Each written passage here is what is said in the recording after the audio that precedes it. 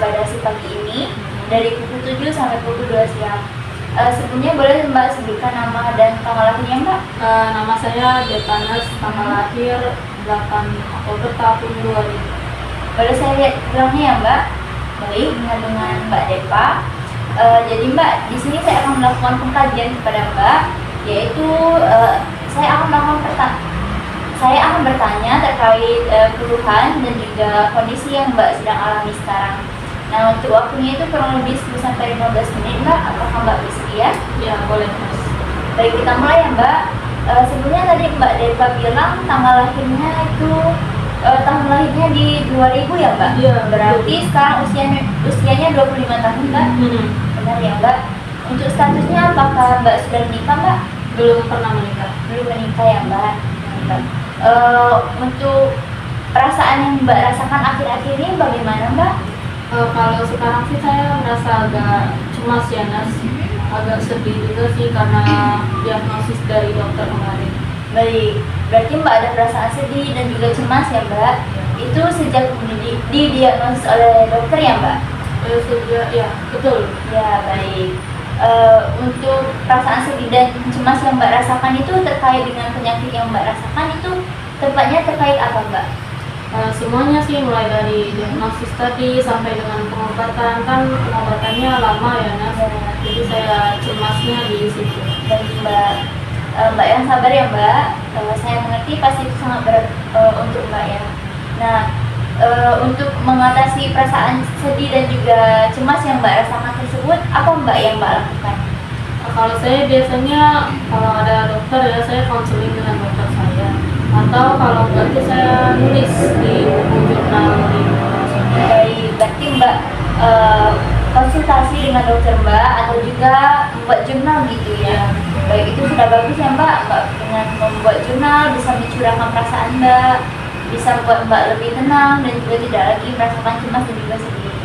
Nah Mbak, untuk dukungan dari keluarga sendiri bagaimana Mbak? Apakah keluarga mendukung atau keluarga juga sempat merasakan sedih atau menolak kondisi Mbak?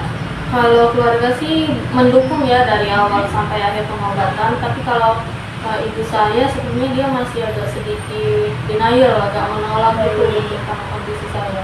Baik, Ibu berarti sempat menolak, tidak menerima begitu ya Mbak. Nah, apakah dengan Ibu yang seperti itu membuat Mbak itu merasa tertekan begitu?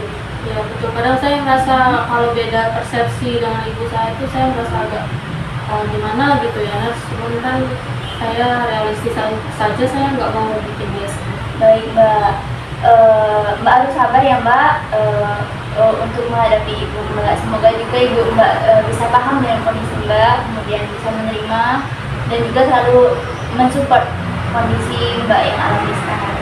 Nah, untuk harapan Mbak terkait penyakit Mbak sekarang, apakah ada Mbak harapan yang ingin Mbak tuju begitu Mbak? Saya agak sedikit sini sih Mas. Cuman kan ya saya berharap lah saya bisa sembuh lagi gitu. Baik Mbak.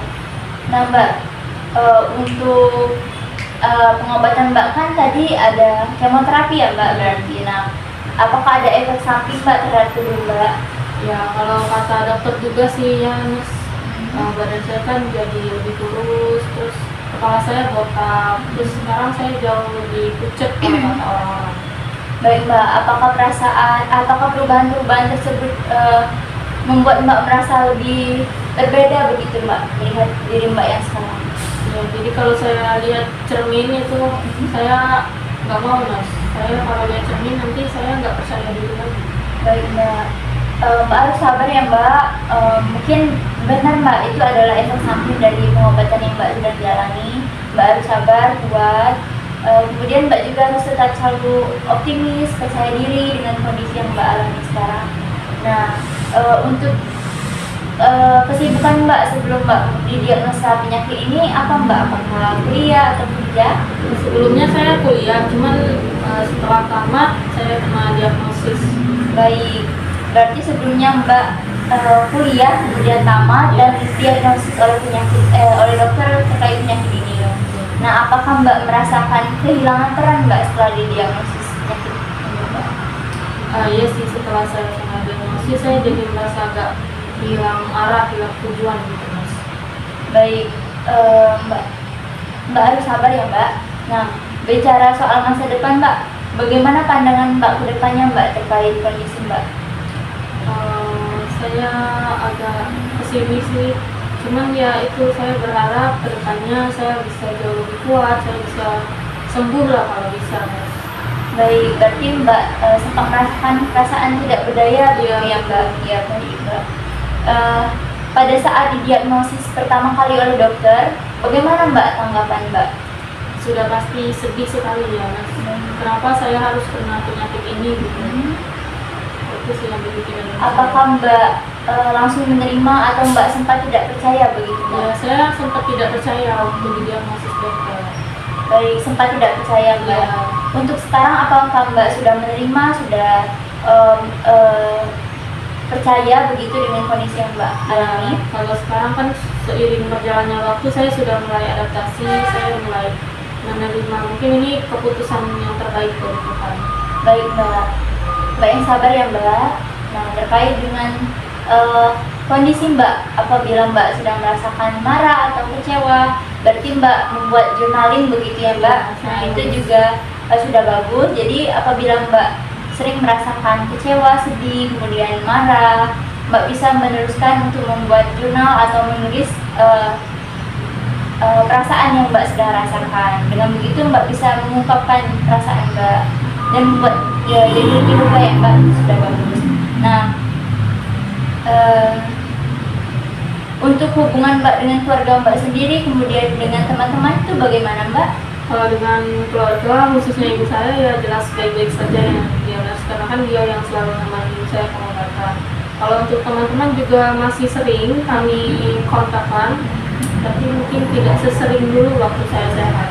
Baik Mbak, berarti untuk hubungan interaksinya itu masih ya Mbak, cuma tidak sesering dulu lagi. Nah, untuk ekonomi yang untuk ekonomi Mbak, apakah mendukung Mbak dalam pengobatan yang Mbak lakukan sekarang? Kalau ekonomi sih keluarga kami berkecukupan ya mas, cuman untuk pengobatan ini kita pakai asuransi mas. Baik, alhamdulillah ya Mbak, berarti untuk ekonomi juga mendukung ya Mbak. Nah, untuk kegiatan beribadah Mbak setelah didiagnosis ini, apakah kegiatannya lebih rajin atau malah tidak rajin, atau kondisi Mbak yang malah bikin Mbak jadi lebih susah untuk beribadah Mbak? Ya, karena kan saya cepat capek, jadi kalau untuk sholat saya usahakan 5 waktu, cuman kan karena capek itu tadi jadi biasanya sering lewat juga. Nah, untuk makna dari penyakit ini sendiri, untuk Mbak itu apa Mbak? Saya mikirnya mungkin ini ujian lah dari Tuhan untuk saya. Baik Mbak, semoga nanti Mbak bisa benar-benar ikhlas ya Mbak untuk menerima penyakit ini ya Mbak.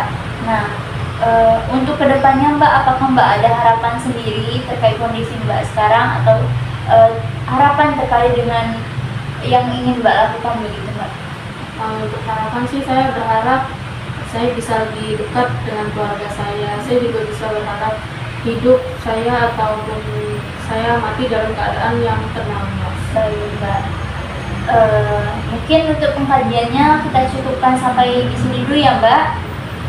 Nanti apabila Mbak ada keluhan lain atau ada pertanyaan lain, Mbak bisa memanggil saya di ruangan stasiun, minta keluarga Mbak, atau menekan tombol yang ada di samping bed Mbak ya Mbak. Apakah Mbak ada pertanyaan Mbak? Nggak ada ya Mbak. Mungkin nanti saya akan kesini lagi ya Mbak. Untuk waktunya Mbak mau di jam berapa Mbak? Besok? Seperti sekarang saja. Seperti sekarang ya, di jam 10 pagi ya Mbak ya. Baik. Besok saya akan menemui Mbak juga di jam 10 pagi. Tempatnya tetap di ruangan rawat inap ini ya, di sini ya. Baik. Mungkin saya cukupkan ya Mbak. Saya izin kembali ke ruangan stasiun. Terima kasih Mbak. Terima kasih, Selamat Mas. beristirahat kembali.